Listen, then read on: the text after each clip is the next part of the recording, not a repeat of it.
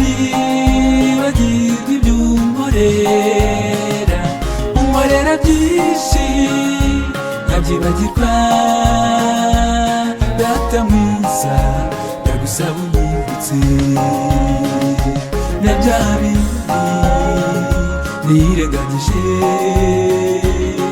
numva ko ari imbaraga zanjye. Ndagusaba unyibutse ko ari wowe ubikora nkabyitirirwa. Shobozwa byose na Yesu umpa imbaraga, maze nabikora akaba ari jye ubyitirirwa. Mana ndagusaba umpe kugukomeraho, maze nugaruka tuzajyane. Shobozwa byose na Yesu umpa imbaraga, maze nabikora akaba ari jye ubyitirirwa. Mana ndagusaba umpe kugukomeraho, maze nugaruka tuzajyane.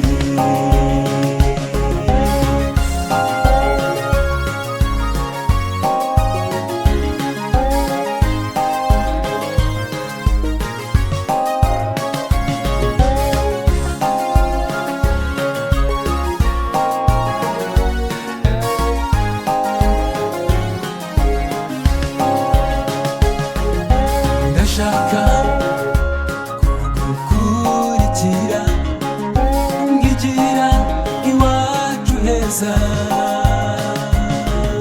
aho umubabaro uzashira haraba umunezero. Niho mbifurije,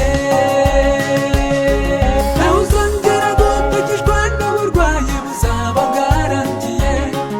Ibigo birera imfubyi bizaba byafunze, amarira atarira uyatubuzemo bacu azaba yashize. Urupfu ruzaba rutsinzwe burundu.